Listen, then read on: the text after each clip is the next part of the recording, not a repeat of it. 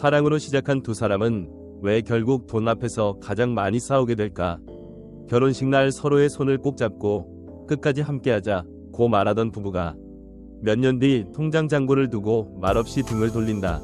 감정이 식어서가 아니다. 사랑이 부족해서도 아니다. 문제는 늘 태도였다. 서울의 한 맞벌이 신혼부부. 월급날이면 웃음이 있었고 카드 명세서가 오는 날이면 침묵이 찾아왔다. 왜 이렇게 썼어? 라는 말은 넌 늘 그래 로 번졌고 그날 밤 침대는 두 사람을 나눴다. 서로를 이해하지 못한 게 아니라 돈을 대하는 태도가 달랐을 뿐이다. 연애할 때 돈은 배경이었다. 커피값, 영화표, 데이트 비용은 사랑의 증거처럼 가볍게 넘겼다. 그러나 결혼은 계산서를 테이블 위로 올려놓는다. 생활비, 대출 이자, 부모 용돈, 미래의 아이. 돈은 더 이상 숫자가 아니라 선택이 되고 선택은 태도를 드러낸다.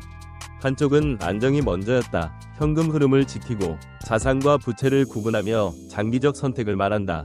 다른 한쪽은 지금의 행복을 믿었다. 지금 힘들게 살 필요 없어 라는 말 뒤에는 불안이 숨어 있었다. 둘 다 틀리지 않았다. 다만 방향이 달랐다. 문제는 말하지 않는 데서 커진다. 알아서 하겠지 라는 방관, 나만 참으면 되지 라는 희생. 그 태도들이 쌓여 어느 날 폭발한다. 돈 앞에서의 싸움은 사실 돈이 아니라 서로를 대하는 자세에 대한 항의다. 부부 상담실에서 자주 나오는 말이 있다. 우린 돈 때문에 싸워요. 하지만 깊이 들어가면 늘 같은 결론에 닿는다. 존중받고 싶다는 마음, 함께 가고 싶다는 바람, 그리고 팀이 되고 싶다는 갈망. 감정은 표면이고 태도는 뿌리다. 이 다큐는 숫자를 가르치려 하지 않는다. 통장을 들여다보는 법보다 서로를 바라보는 시선을 묻는다. 사랑하던 두 사람이 다시 같은 방향을 볼 수 있는지, 돈 앞에서 드러나는 태도를 바꿀 수 있는지. 여기서부터 이야기는 시작된다. 관계가 무너지는 시작은 아주 사소하다. 이 정도는 괜찮지 않아? 라는 한마디에서 시작된다. 남편은 퇴근길에 무심코 들른 편의점에서 술과 안주를 집어들고 아내는 냉장고를 열며 한숨을 쉰다. 금액은 크지 않다. 그러나 그 돈이 의미하는 태도는 크다. 한 사람은 오늘을, 다른 한 사람은 내일을 보고 있었다. 우리는 각자 다른 집에서 돈을 배웠다. 어떤 집에서는 돈 얘기는 천박하다고 배웠고 어떤 집에서는 돈은 생존이라고 배웠다. 아버지가 한 달 내내 일해도 늘 빠듯했던 집의 아이는 현금 흐름에 민감해진다. 반대로 부족함 없이 자란 아이는 돈을 감정처럼 쓴다. 사랑하면 쓰고 힘들면 더 쓴다. 결혼은 이 두 신념을 한 식탁에 올려놓는다. 경기도에 사는 한 부부는 결혼 초부터 갈등이 잦았다. 아내는 결혼과 동시에 가계부를 썼고 남편은 왜 이렇게 숨 막히게 사느냐고 반발했다. 남편의 어릴 적 집에는 가계부가 없었다. 벌면 쓰고 부족하면 대출을 받았다. 부채는 늘어났지만 아무도 그걸 문제 삼지 않았다. 그 기억이 태도가 되어 지금의 선택을 만들었다. 대화는 자주 어긋난다. 왜 그렇게 아껴? 라는 질문은 사실 날 믿지 않는 거야? 로 들리고 왜 그렇게 써? 라는 말은 넌 무책임해 로 번역된다. 말은 돈을 묻지만 마음은 인정과 존중을 요구한다. 그러나 부부는 그걸 설명하는 법을 배우지 못했다. 여기서 많은 관계가 금이 간다. 상대를 설득하려 들고 자신의 방식이 옳다고 증명하려 한다.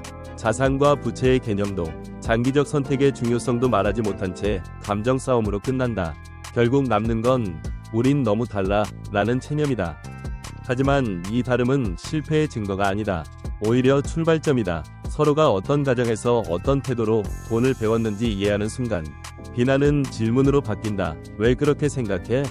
라는 질문 하나가 관계를 멈추게도 다시 움직이게도 한다. 컨티뉴를 누르기 전까지 이 질문은 아직 던져지지 않았다. 이 오디오는 V비전 VNE AI 기술로 합성되었습니다. 결혼은 현실을 밀어주지 않는다. 아침마다 울리는 알람처럼 돈은 정직하게 찾아온다. 관리비 고지서, 카드 대금, 대출 이자. 사랑은 여전히 있지만 그 사랑을 지탱하는 생활비가 테이블 위에 놓인다. 이 순간부터 감정은 돈의 속도에 맞춰 흔들리기 시작한다. 서울 외곽의 한 전업주부 가정. 남편 혼자 버는 수입으로 아이 둘을 키운다.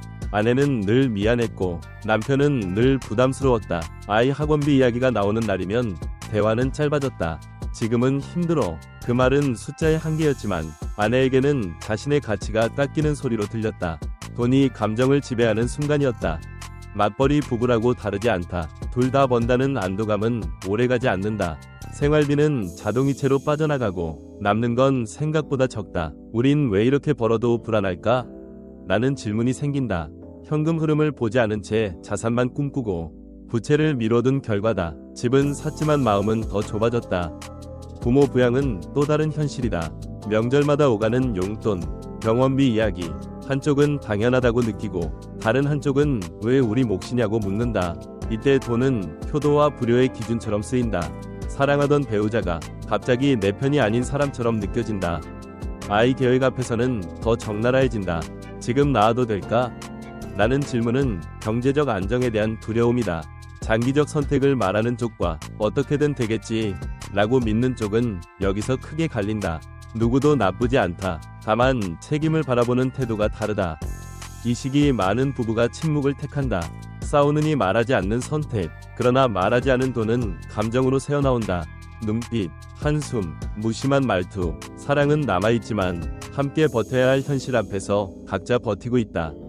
결혼의 현실은 잔인하지만 정직하다. 돈은 감정을 시험하고 태도는 관계를 결정한다. 여기서 갈라지는 부부가 있고 다시 구조를 만드는 부부가 있다. 다음 이야기는 그 차이에 대한 기록이다. V비전 VN에서 제작한 오디오 콘텐츠. 잘 사는 부부와 불행한 부부의 차이는 통장 잔고가 아니다. 같은 연봉, 같은 집 크기, 같은 아이 수를 가진 부부라도 표정은 전혀 다르다. 한쪽은 여유를 말하고 다른 한쪽은 늘 불안을 말한다. 그 차이를 만든 건 돈의 양이 아니라 돈을 대하는 태도였다. 잘 사는 부부는 돈을 문제로 만들지 않는다. 문제를 함께 다룬다. 남편의 수입이 줄었을 때 아내는 당신이 부족해서 라고 말하지 않았다. 대신 우리 현금 흐름을 다시 보자 고 말했다. 자산과 부채를 나열하고 지금 당장 줄일 수 있는 것과 지켜야 할 것을 구분했다. 그 과정에서 누구의 잘못도 찾지 않았다. 팀의 상황만 봤다. 반대로 불행해지는 부부는 돈을 사람에게 붙인다. 당신이 벌이가 적어서, 당신이 너무 써서 라는 말이 쉽게 나온다. 돈은 곧 책임의 무게가 되고 그 무게는 한 사람에게 쏠린다. 결국 상대는 숫자 앞에서 평가받는 존재가 된다. 사랑은 남아있어도 존중은 빠르게 달아간다. 실제로 상담해온 한 부부는 10년 동안 같은 문제로 싸웠다. 집을 사야 한다는 아내와 아직은 무리라는 남편.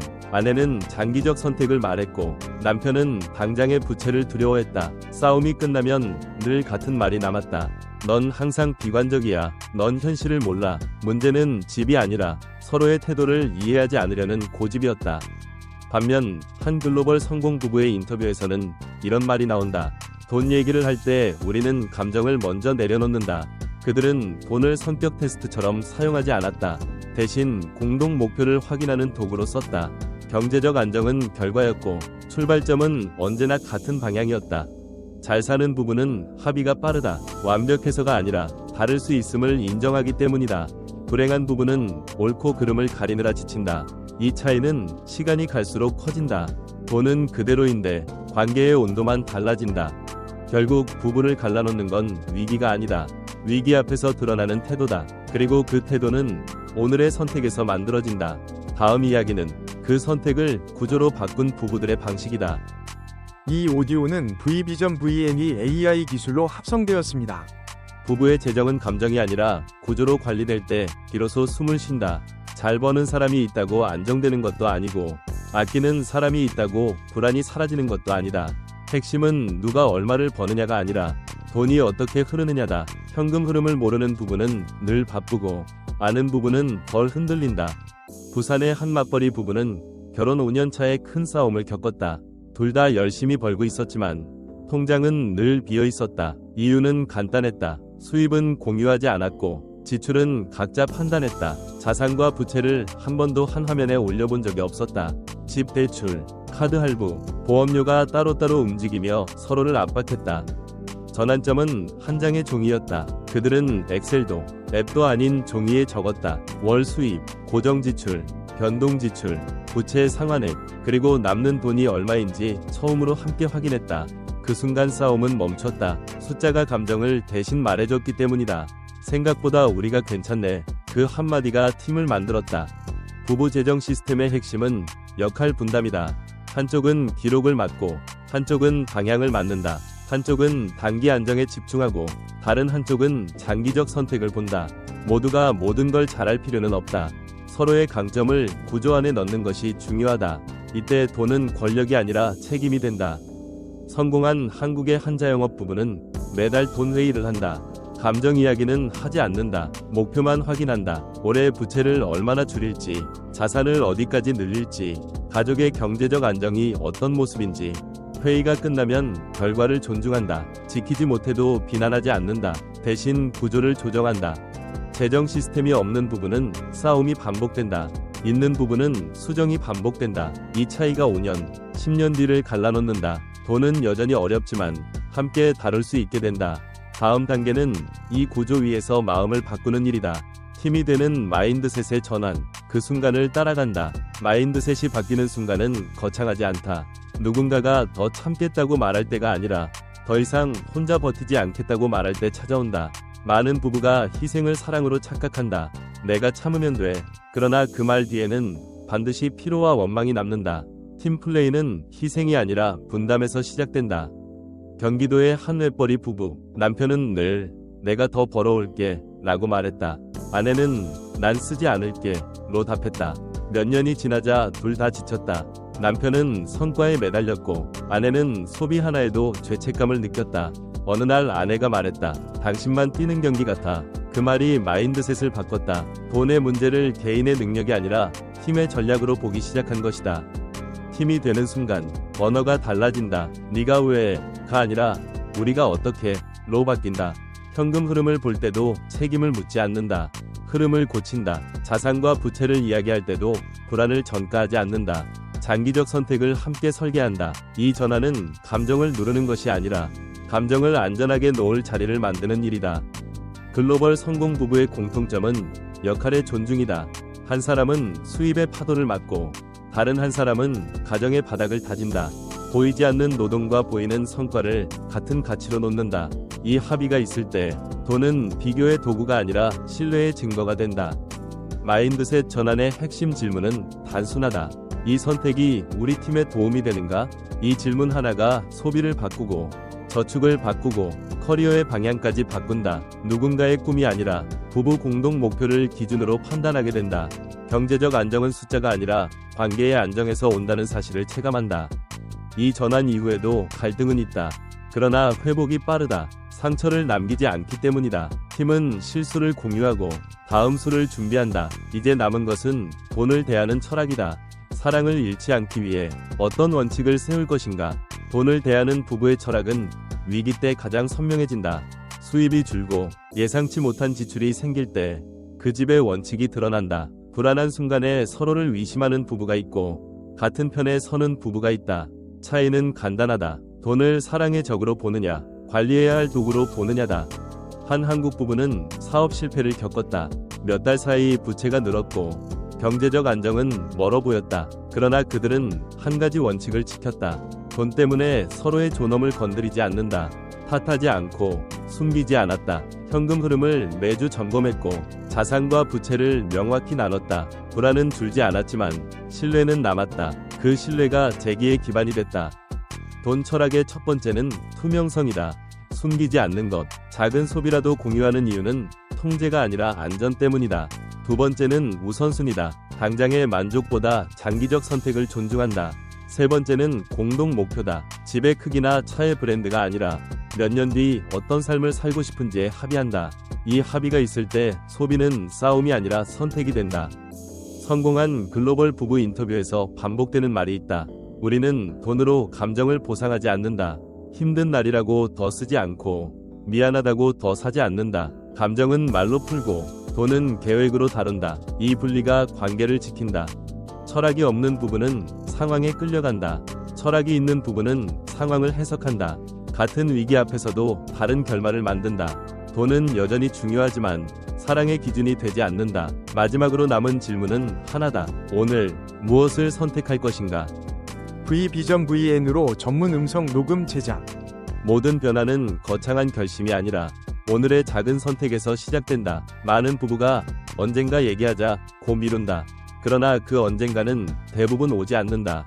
돈 이야기를 피한 시간만큼 오해는 자라고 침묵은 깊어진다. 회복은 대단한 화해가 아니라 다시 마주 앉는 용기에서 온다.